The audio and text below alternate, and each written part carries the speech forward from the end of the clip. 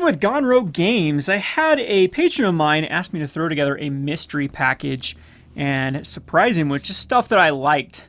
And I thought I'd do a video for it because I think these are all fun products to kind of explain.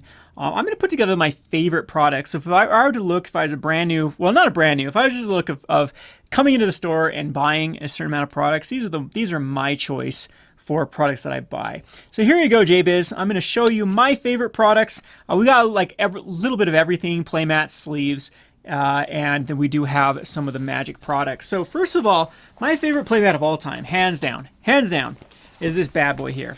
So, whoops, wrong one. I have to actually go get it. Go get the right one anyway. So this is the, I'll have to show the full thing now. I'm not prepared. So there's the mat there. So this is the, I think they call this the Zai playmat. And it's just such a cool Dragon Shield playmat. I really like Dragon Shield playmats. The quality, the colors just pop on them. And this one's super cool because it's got those little fishies. So you've got a shark here. Where's the little shark? It's chasing little sharks here, the big dragon underwater. It's just a cute little playmat. It's my favorite one in the Dragon Shield series. And it's my go-to playmat. Of course, I'm going to sport the Gone Rogue playmats, but when I just want like a colorful playmat, this is my go-to one. The other playmat that I really like, and this one I have the full playmat out here, is this one is the, can't remember what they call this one, but kind of the Chinese dragon from Dragon Shield. And really like how the colors pop in this one too, as the reds and the oranges. And again, I'm just a big fan of Dragon Shield playmats. Like the stitching can get a little bit cumbersome. But if you iron this out, like if after you play it the more, this will start to come out, and it's not so like rigid on the sides. And I kind of like it too because it keeps your play area intact and whatnot. Your cards they won't slip off your playmat, and that's kind of cool with Dragon Shield. So the two playmats that I like the most I kind of made this like a 2-player type package too. So if you have a friend to play with, then this is going to be have everything you need for the 2 players. So this one is kind of cool too for my playmat choices. Next up, I'm going to go right to the sleeves. So the sleeves I have, we'll show this one later. The best 2 sleeves, my choice for sleeves, are going to be these new Dragon Shield sleeves. So these are called dual mats, and I've got a package of them right here. So they're dual mats because they have black in the background rather than being transparent, so they're opaque. You can't see through it. So you can play all your cards that transform, and they have just amazing shuffle feel. So really liking the Dragon. I mean, they're Dragon Shield matte backs. They're everything you want out of Dragon Shield, and plus a little more durability. There is no damaging on this card. And this is my commander deck. It's been played quite a bit. It's been shuffled quite a bit, and I'm not the nicest on card sleeves.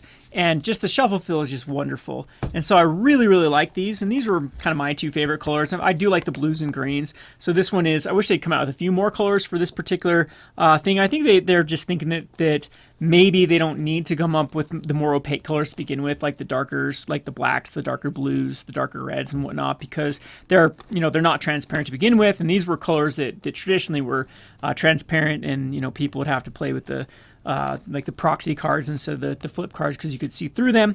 But anyway, this is like a green blue and like a darker blue with the what they call lagoon and the eucalyptus. So I like these 2 colors. Big fan of like kind of the cool blue colors. So there's my pick for currently my favorite sleeves. Now as far as inners are concerned, still like the Gamegenic. I think these ones are the most consistent out of all the sleeves that I've ever tested, and they're bargain as far as price is concerned. They do the job. They sleeve your cards well, and you can't go wrong with Gamegenic. It's just been a top-notch quality company, and they're the perfect fits that you have for Gamegenic. Now this one's also a 200 sleeve value pack, and I'm going to show you why this can be included because there will be something that these are going to sleeve. So this is also another nice durable sleeve for if you just want high quality clear sleeves for board games. Hint hint of what's going to be coming up.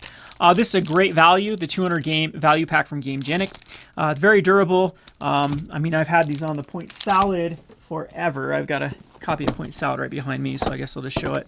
And these things can actually, I mean, they do get beat up. You can see how worn they get, but they're perfect for board games. They just sleeve right over them. The shuffle feels fine on them. I mean, if you're looking just for a cheap sleeve, needs to get its, its years in. This one's a good one to go into, the Gamegenic value sleeve. This comes with 200 cards for the value pack from Gamegenic. So there you have it for the Gamegenic sleeves for the board games, are my favorite sleeves at the moment.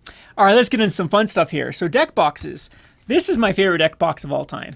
This is the Ultra Pro M2 limited edition, and this is lizard skin. So when I was a kid, I was obsessed with lizards. I actually had an iguana. His name was Gorath. He lived forever. I think my parents finally gave him away when I moved to college, and he was like 17 years at the time. So I've always loved reptiles, and this is just, some good nostalgia to the years when I used to collect reptiles and have them as pets. And this is just a cool little M2 box. It's got the dice tray in it. It can hold 75 cards if you have the tray. It will hold more if you take the tray out. It will actually hold a commander deck sleeved. So that's typically what I do, is just take the tray out, and then you have a commander deck that can go in there. But just the M2, this is my favorite one out of the M2, is the lizard skin. And it's kind of an older deck box. I can't remember when these were printed. 2018. So, I mean, they've come up with some improvements since then. But as far as like the skin is concerned, you can't go wrong with this M2. I've just fallen in love with this deck box. This is a really cool deck box. Speaking of like the alcove type style, this one is the Gone Rogue Games branded, or Gone Rogue branded with the mana symbols. Cork. This is another one I kind of like, just because the cork box is pretty sweet. It's something different from. It's from Ultra Pro. The quality's pretty good. There is no dice tray in here. It's kind of weird, though. They didn't put a dice tray when they had room for it down here. But same thing, it can fit a deck in there. I believe it can fit 100 cards if they're turned this way for the cork deck box. But this is another good deck box. So those are kind of my two choices. We got the branded Gone Rogue, and we got the Ultra Pro, the skin, the lizard skin for the deck boxes. All right, up next is going to be the beautiful binder. So these are awesome. These binders are just fabulous. So these are what they call generic binders. So it's some Chinese company, I'm sure, ripped off a company they are manufacturing on behalf of. I think it's the most similar to Dex Protection when comparing the binders. And Dex is just known for having a high quality binder. So we branded this one. It's got silver with the Gone Rogue Games logo. And these are just top of the notch binders. So they hold the Quadros, or the 4 play sets, which is, typically what people want for Magic the Gathering, to, have their play sets there. And the quality is just top notch. It's up there with Ultra Pro, or better than Ultra Pro. It's up there with Ultimate Guard. It's up there with Dex Protection. It's up there with Gamegenic. And it's cheaper, and in my opinion, it's as good. So what we like so much about this is how well it is to the sticker to adhere to brand them. So sometimes we have trouble with like Gamegenic because they have a weird texture. This one's actually pretty cool, and I like the texture on this guy. It's a very good binder. So this is my pick for a binder. So on to the next product. So now we're getting into the kind of the games here. So JBiz did request these two, the Modern Horizons 2 pre-release packs. So these are still good deals right now. Modern Horizons is a super fun set to actually draft or to play sealed. This is good value too, because you get the promo card in here, and there's you have the chance to get sets. So this is basically what JBiz wanted, was a 2 Modern Horizons pre-release packs, and then he's like, go crazy on whatever else you want to put in there. So very fun. Set to play. I'm surprised there are still pre-release packs available for them. Speaking of, though, my absolute favorite limited set, probably of all time, if not all time, at least in recent years, AFR. AFR is super fun. I love AFR. I know some people don't, and I'm not a Dungeons & Dragons fan at all. In fact, you could say I am an anti-Dungeons & Dragons fan. I just don't like the game. I never have. I've never liked that sort of experience with the kind of make-believe, whatever you want to call Dungeons & Dragons. Just call me an old boomer that doesn't get it. I don't care. I just don't like it. But this set was really well done as far as the limited experience is going. I like the way that how treasures interact. I like the different pairings you can play in sealed. I really like the dungeon mechanic for limited. I think it's super, super fun to play.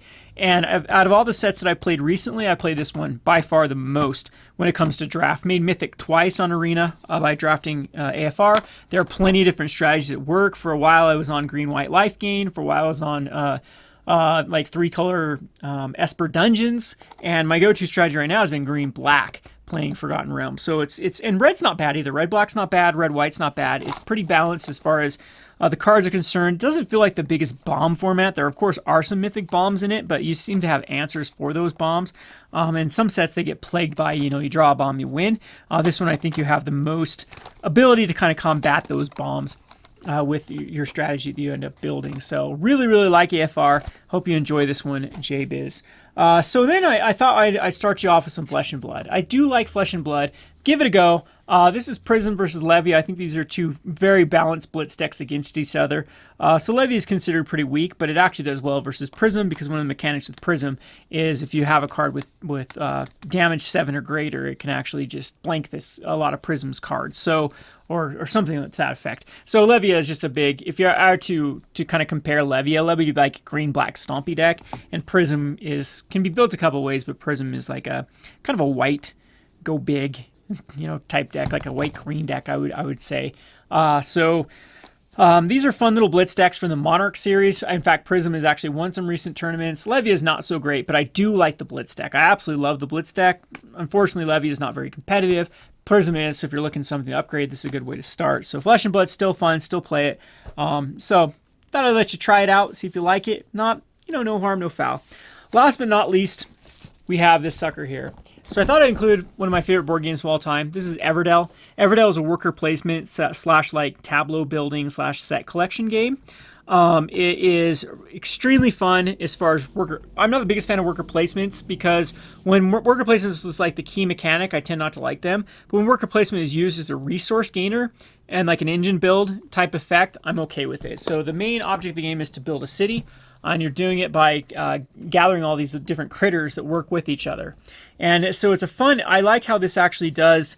It scales well. So with 2 players, it's fine. With 3 players, it's fine. With 4 players, it's fine. I know they have with expansions 5 and 6, I wouldn't go above 4 players because it just gets super, super long. But you can bust out a game pretty quick as long as people move quick. There is a lot of mechanics I like in this, sort of like a little, not necessarily a drafting effect, but you do go through the library, I guess you would say, the deck of cards quite quickly to try to find what you need. And it's just one of those resource management games of trying to find the most amount of synergies and be able to use your resources wisely. The expansions are really good. The base game is really good. Just a solid game. Everdell. I'll have, on my Call Me the Order items, I think I have all of these up. So if you are interested and you are a patron, you can find these prices exactly. And if you do want me to build you like a mystery bundle like this, typically what I say is like, how much do you want in accessories, how much do you want in products, and kind of give me a feel for what you want, and I'll put together a package, whatever the price you want it to be, whether it be $50 or $500, I can put together $1,000, I can put together a package. So hope you enjoy this one, JBiz. Maybe this kills the excitement when you actually open the package. You might actually get the package before this video comes out, but this is kind of the products that if I were to come in and blow like a couple $100, this would definitely be the items that I would choose to order or to buy. So little taste of Kevin, I guess, is what you could say. We're also going to give you this little sticker here. You can throw on something there, JBiz. So we got a sticker printed out for the RDB. Barely ever do anything for Road Deck Builder anymore. Anyways, hope you enjoyed this video. This has been Kevin with the Gone Rogue Games. Thanks for watching.